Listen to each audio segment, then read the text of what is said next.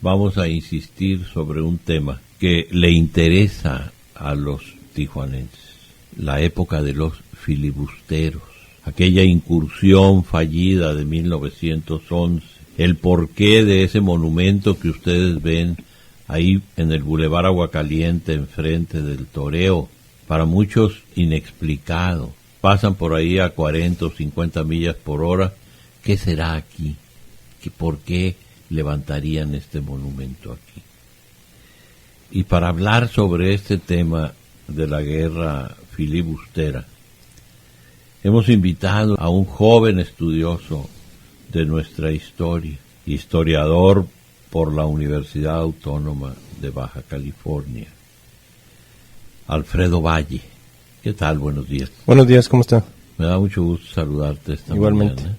Eres muy joven tú, pero precisamente por tu ímpetu de los poquitos años, por la frescura de la juventud, capaz de nadar en las aguas cenegosas en ocasiones de nuestra historia y llegar muy lejos de tu origen en edad, a la época en que los tijuanenses levantaron la voz y levantaron las manos empuñando algunas armas, algunas otras herramientas de defensa como azadones, rastrillos y hasta escobas, para repeler una agresión injusta, la de las gentes que venían comandadas por Ricardo Flores Magón. Me gustaría, al margen de la dureza de los párrafos de nuestra historia, que nos hicieras más llano el camino a la comprensión y que nos dijeran por qué sucedió esto, cómo sucedió esto, hacia dónde iban los magonistas, etcétera, etcétera. A mí me parece que los fenómenos de 1911, enmarcados entre febrero y junio de 1911, no solamente en Tijuana, sino en el estado, pues están dentro de un contexto o de varios contextos. El primero, bueno, lógicamente es el de la Revolución Mexicana, el enfrentamiento entre los ejércitos de Madero, los ejércitos populares de Francisco Villa, Emiliano Zapata, algunos otros. Y bueno, por otro lado, lo que significaba el reciente estado porfirista. La península, y en específico el estado, o bueno, en esa época, territorio, pues estaba alejado de lo que era la vida nacional, inmerso más bien en el área de influencia norteamericana, siempre había sido amenazada por intentos anexionistas. Uno de los casos más representativos pues ha sido el de William Walker en el siglo XIX. Y bueno, hay toda una serie de condicionantes y de motivos que finalmente construyen un aparente problema de filibusterismo, un aparente problema de anexión, ¿no? Ricardo Flores Magón pues es una figura de avanzada en el sentido de que representa un ideal muy concreto, tanto teórico como político e ideológico, que es el anarquismo. Para entender a Flores Magón y para entender a un sector de los dirigentes del Partido Liberal Mexicano hay que entender lo que es el anarquismo y fundamentalmente entender lo que es el contexto histórico en el que ellos surgen y en el que ellos tratan de imprimirle su sello a un proceso histórico concreto. Me parece que hay algunas cuestiones que todavía son necesarias seguir revisando, aunque la historia no puede dar conclusiones determinantes ni totales, sí puede en buena medida puede acercarse a comprender la historia y a sacar como una visión objetiva de determinado proceso. ¿Qué querían, Alfredo Valle? ¿Qué pretendían? ¿Cuál era su meta, su propósito, su destino político y social? El Partido Liberal Mexicano no es un todo homogéneo, o sea, es como un contingente aparentemente enmarcado dentro del liberalismo, pero con tendencias a su interior. La tendencia tal vez más representativa del Partido Liberal Mexicano es la tendencia al anarquismo. En el marco de la Revolución, cuando ya se habían dado las primeras incursiones armadas, incluso incursiones de Francisco y Madero en el norte del país, lo que sería Chihuahua fundamentalmente, algunos militantes del Partido Liberal Mexicano empiezan a plantear la necesidad de incursionar también ellos en esa vía, ¿no? En la vía de la revuelta armada. Hay quienes plantean, por ejemplo, que el episodio de 1911 tiene mucho que ver con la necesidad de instaurar una república socialista en el territorio. Hay algunos historiadores que plantean que más bien era un intento de establecer como una especie de cabeza de playa con miras a controlar el territorio y de aquí salir hacia el norte, avanzar en el norte y llegar al centro del país en el proceso de tratar de construir una república general socialista, ¿no? no podemos hablar que haya así como un solo interés dentro del movimiento de 1911. El interés de Ricardo Flores Magón se identifica más bien con la necesidad de construir una sociedad un poco más justa. Es un proceso diferenciado con el del maderismo. El del maderismo es un proceso político básicamente liberal, que no pretende hacer transformaciones radicales, pero que sí pretende romper con el Estado porfirista. El proceso de Ricardo Flores Magón es más bien en el sentido de romper con todo lo que tenga que ver con algunas cuestiones como el Estado, el clero, la influencia del clero y fundamentalmente la influencia de los capitalistas, ¿no? Alfredo Valle, en la época había algún modelo a la distancia que de alguna manera obnubilara a estos filibusteros. Bueno, no había antecedentes cercanos, habían existido antecedentes de proyectos de ese tipo en el siglo XIX. Tal vez el más trascendental ha sido el proceso de la Comuna de París en 1870, pero más bien era como esa influencia ideológica y por el mismo ambiente de efervescencia política, fundamentalmente que vivían en Europa las masas obreras, que finalmente Ricardo Flores Magón y algunos de sus correligionarios empiezan a concebir como una alternativa de cambio social. Cuando yo me refiero a esa república, la planteo más bien en el sentido de que es una república vista de la posición del anarquismo. Aparte de eso, bueno, dentro de las filas, pues es obvio que también existieron algunos intentos aislados, que no significa que todo el movimiento haya sido así. Sí existieron algunos intentos aislados de catalizar ese movimiento para fines anexionistas. Un caso específico puede ser el de Karl Ries Price. Y finalmente, también hubo ahí algunas condiciones muy concretas que ajenos los hombres a su manipulación, incluso a veces a su entendimiento a corto plazo, crearon las condiciones para ver ese proceso en esa época concreta, en 1911, como un peligro de invasión filibustera. A mí, en lo personal, me interesa la posición que ha estado historiográfica que ha planteado Marco Antonio Samaniego, en el sentido de que, bueno, el movimiento de 1911 es un movimiento muy, muy complejo, que en términos generales no podemos hablar de él como un movimiento filibustero, que para hablar de filibusterismo tendríamos que ver todo el proceso en sí y en general la esencia de ese movimiento y la dirección política que lleva o ejecuta el movimiento en Tijuana, en Mexicali y en Ensenada y en otras poblaciones. Considerar anexionistas por un lado y separatistas por el otro, y luego con la injerencia que cada uno de ellos tuvieron en su momento. Pero en el fondo, ¿qué había? Luego de ese proyecto de un país con perfiles tan especiales, con reparto de bienes común, con religiones también común, es decir, algo que se antoja muy lejos de la realidad. ¿Por qué se empecinaban en ello? Bueno, las teorías de lucha de clases, de revolución, eran lejanas en esta región, pues era una región extremadamente aislada. Las condiciones en las que se encontraba no le permitían acceder a avances culturales, a muchas cuestiones que de alguna forma los del centro del país, los habitantes del centro del país sí tenían acceso. Si nosotros recordamos en la historia, las alternativas así de transformación social empiezan a fluir en el país a partir de la década de los 20 en el siglo XX. Lejos de las armas, ya con posibilidad de consensos, de que la palabra fuera la herramienta que une y que unifica. Sí, y fundamentalmente también tratando de construir elementos de masas, organizaciones de reivindicaciones populares, que sí tenían como fin en muchos de sus casos la batalla en contra de un Estado que ellos consideraban opresivo, ¿no? Incluso ya en la época posterior a la Revolución Armada, ¿no? Con la revolución institucionalizada, en los inicios de una revolución institucionalizada, si se puede plantear así. Tal vez el problema fundamental es que la región no era apta para ciertas teorías, no estaba empatado las condiciones materiales de la región con las condiciones subjetivas que poseían estos personajes, ¿no? Flores Magón y algunos de sus correligionarios en el Partido Liberal. Cuando se da la revolución, cuando se da la presencia del contingente armado en Baja California, sí se integran contingentes indígenas, fundamentalmente quiliguas, y algunos de ellos tienen una participación importante, por ejemplo en Mexicali y en cierta forma en Tijuana, ¿no? Ellos lógicamente, hasta donde se puede ver, pues es muy difícil tratar de definir hasta dónde la concepción del anarquismo había aprendido pues en ellos, ¿no? Ellos habían encontrado en ella una alternativa. Es muy muy complicado por las condiciones de ella, tanto culturales, educativas, las cuestiones del aislamiento, el hecho de que ellos estaban ajenos a muchas cuestiones que en el mundo se estaban discutiendo, ¿no? Y que no solamente se discutían en el marco de las élites, sino que se discutían en el marco de los trabajadores o de los campesinos. Sin embargo, como que dentro de esta región sí hubo o sí existían condiciones para dar una oposición a lo que era el régimen porfirista.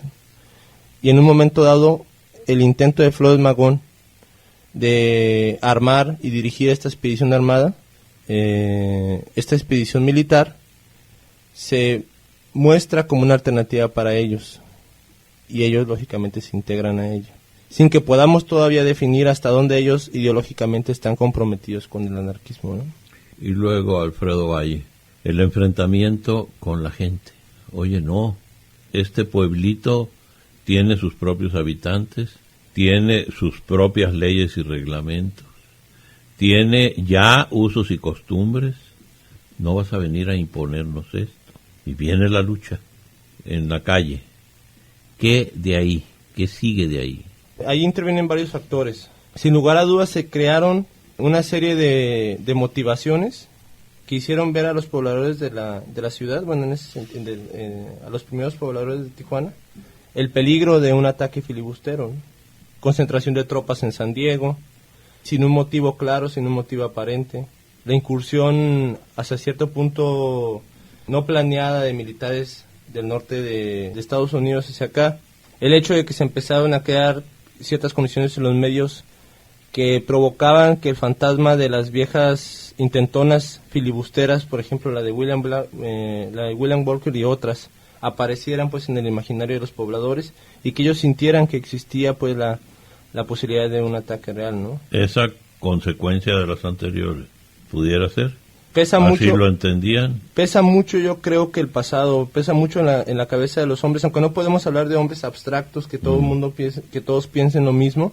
Sí podemos hablar que en la región y específicamente en el territorio el fantasma de filibusterismo influía, y mucho también porque pues muchos de ellos eran ajenos, muchos de los pobladores eran ajenos a esta visión nueva del anarquismo, ¿no? A esta alternativa de cambio social que planteaban los floremagonistas. Y en el seno social de la actualidad, ¿cómo ves tú a 90 y tantos años de estos sucesos? ¿Cómo los ves en el tiempo? En el gusto, en el conocimiento, en el aprecio de nuestra sociedad. ¿Son héroes? ¿Se les puede considerar así? ¿O simplemente se distinguen por esa lucha desigual que a principios del siglo anterior pudieron haber sostenido? Actualmente creo que la polémica no ha terminado en torno al tema. Ahorita a mí me parece que es en los círculos académicos en donde esa disputa historiográfica de cómo entender ese proceso concreto es donde se da más. Me parece que la población en términos generales está como alejada de la polémica. Me parece que es muy complicado que hoy en día se siga hablando de filibusterismo, ¿no? Que se siga planteando que en 1911 fue una batalla entre buenos y malos en donde finalmente la bondad se impuso y por lo tanto tenemos a una serie de personajes que deben de ser reconocidos. Yo creo que es necesario todavía avanzar en la investigación, avanzar en la discusión. Si bien en lo personal yo considero que ni el movimiento de 1911 en su totalidad era un movimiento filibustero, era un movimiento heterogéneo en donde lógicamente estaban las posiciones revolucionarias del anarquismo, pero también había otras expresiones, incluso expresiones del maderismo o expresiones abiertas de filibusterismo, aunque eran expresiones hasta cierto punto aisladas y que no permearon a todo el movimiento. Así como podemos ver eso, también podemos ver el otro lado, el lado de los defensores, ¿no? Los defensores creo que en cierta forma, por lo que ellos percibieron, por lo que ellos vieron en ese momento, era muy probable que ellos optaran por la alternativa que finalmente ellos tomaron, que era tomar las armas, ejecutar una defensa armada de la ciudad y concebir a estos invasores, si le podemos llamar así, como unos filibusteros. El problema está en que esa visión es adecuada para 1911, para 1920, pero no para el 2001. Cuando tenemos toda una serie de documentos, de datos, de interpretaciones históricas que nos permiten tener un balance mucho más complejo y mucho más cercano a la realidad. ¿Cuál sería ese balance?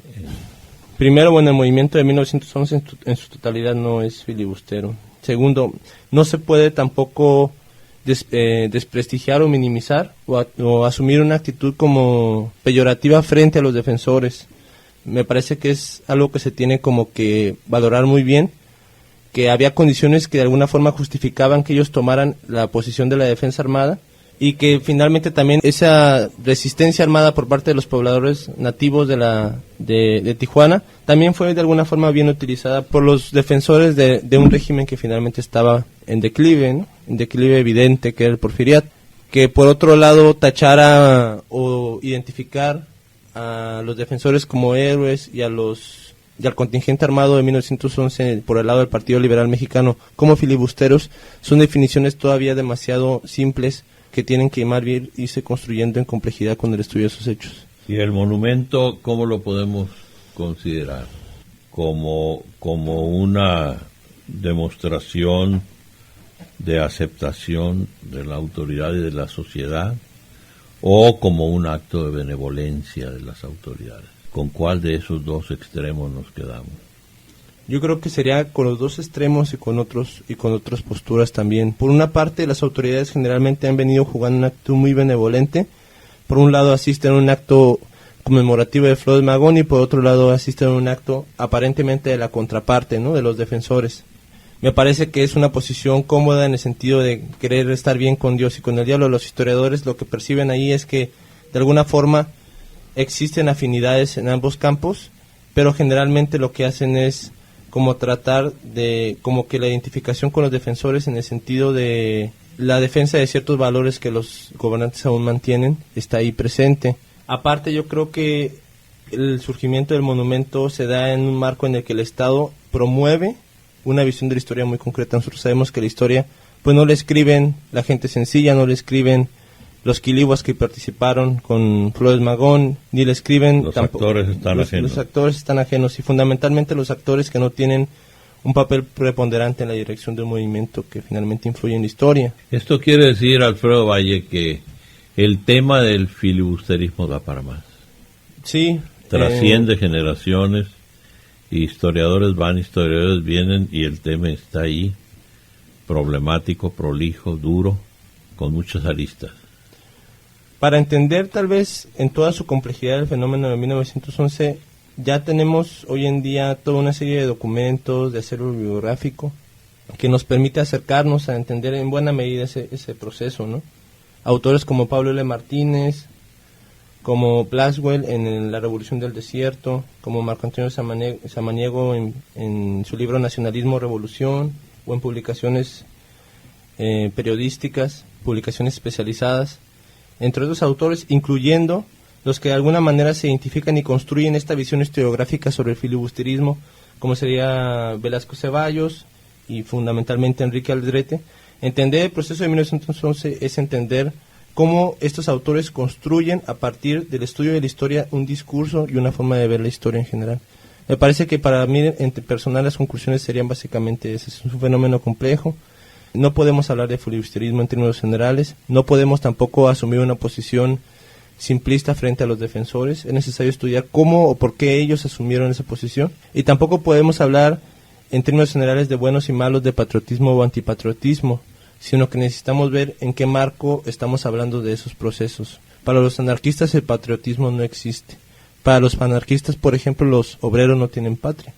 Este problema va a ser un tema que va a dar mucho de qué hablar, todavía. ¿Te parece? Me parece que sí. Mi querido Alfredo Valle, historiador muy joven por la Universidad Autónoma de Baja California. Esto es Tijuana ayer y hoy. Dice don Pablo L. Martínez, en el vagonismo en Baja California, dice que es falso que en Baja California se haya intentado crear una república independiente en 1911. El infundio fue engendrado por el temor y la intriga, amamantado por la conveniencia y hoy mantenido por el odio y la venganza, por la ignorancia y la credulidad. Y en la introducción de este libro, que nos parece maravilloso de verdad, porque reúne documentos muy importantes, don Pablo dice que por casi medio siglo ha corrido la versión de que en la Baja California hubo en 1911 un movimiento separatista y que los autores de tal atentado fueron los dirigentes del Partido Liberal Mexicano, agrupación política que actuaba en territorio de los Estados Unidos, con Los Ángeles, California, como centro principal de actividades. Los hermanos Ricardo y Enrique Flores Magón, el primero de los cuales era el motor que impulsaba la acción de los conspiradores en un tiempo antiporfirista, después antimaderistas, luego anticarrancistas, fueron y siguen siendo acusados de traición a la patria por el supuesto intento de segregación de la Baja California. La dicha versión del separatismo magonista nació en 1911, pero posteriormente adquirió fuerza. Rómulo Velasco Ceballos dio a la publicidad un libro que lleva por título ¿Se apoderará Estados Unidos de la Baja California? Este libro está escrito con tanto calor, con subterfugios tan sutiles, que ha sido una trampa para intelectuales de distintas clases y categorías. Admira que haya sorprendido al mismo Congreso de la Unión, el que basado en él, sin ninguna investigación, con dispensa de trámite, otorgó hace muchos años una medalla a quienes aparecen como defensores de la integridad nacional en aquella época.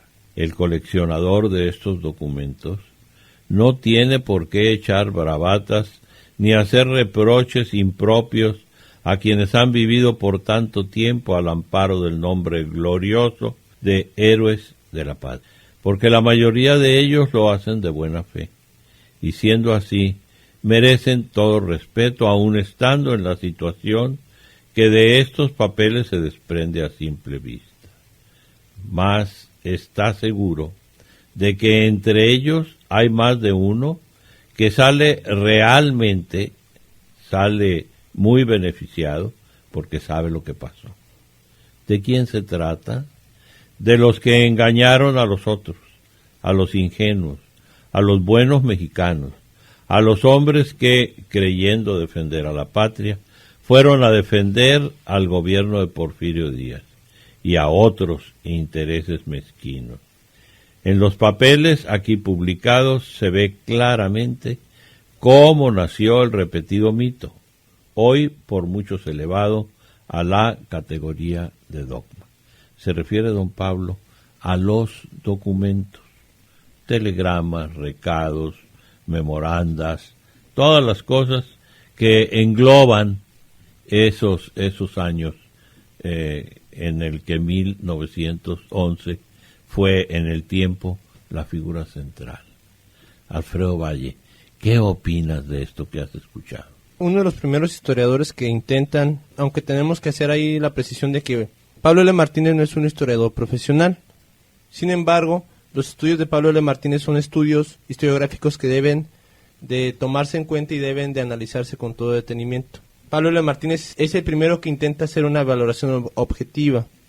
Lógicamente, todo historiador tiene una carga cultural, ideológica, política, social, que le imprime al fenómeno que está estudiando. Hay historiadores como Guillermo Briceño que plantean que tanto el fenómeno histórico influye al historiador como que el historiador influye al fenómeno histórico, o sea, es una relación de mutua influencia recíproca, pues digamos. Entonces, Pablo L. Martínez intenta hacer esta visión objetiva, nueva, acerca de los fenómenos de 1911, y en ese proceso también asume una especie de identificación personal que lógicamente es totalmente válida, con el rechazo o el intento de ya no seguir insertando el movimiento de 1911 en los parámetros de la defensa de la patria contra el filibusterismo, sino más bien explicar que de alguna forma este contingente pues era un contingente armado que era en cierta manera heterogéneo, pero que sus fines en términos generales pues no eran los de anexionar o separar Baja California del país. Como que el tiempo se ha encargado de venir acomodando las cosas con investigaciones y a través de ellas más serias, ya con personas como ustedes, como tú concretamente, Alfredo Valle, que estudiaste en una universidad, que te fogueaste con maestros y con realidades que envolvieron tu conocimiento y tu personalidad, y ahora por eso seguramente tienen cimiento académico, lo que ustedes dicen. El magonismo en Baja California fue escrito por don Pablo L. Martínez en 1958, es decir, hace muchísimo tiempo. Entonces, el ambiente tal vez pudiera haber sido de más calor, de más insanía, como tú bien dices, que no solamente los elementos a discutir y a investigar, sino el personaje en sí, le ponen carga, sobrepeso a lo que están investigando. Pero esto, ¿qué te dice a ti? ¿Te dice algo? La posición de todos los historiadores está marcada en un momento histórico que finalmente delimita pues sus apreciaciones, sus hipótesis, sus tesis a partir de su proceso de investigación.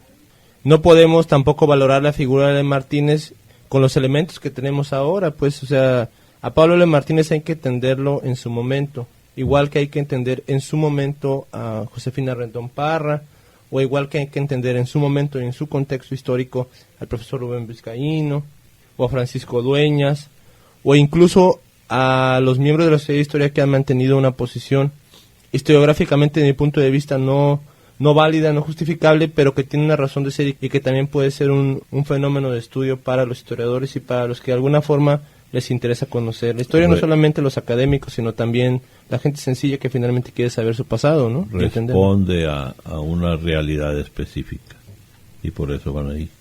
Sobre todo esto que nosotros platicamos y que hemos dicho, Tijuana como ciudad, Tijuana en este momento, ¿qué te dice a ti?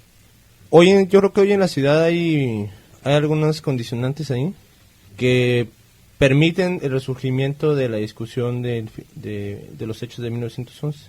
O sea, toda esta andanada de ajuste de cuentas, de narcotráfico, de violencia en las calles, ¿no?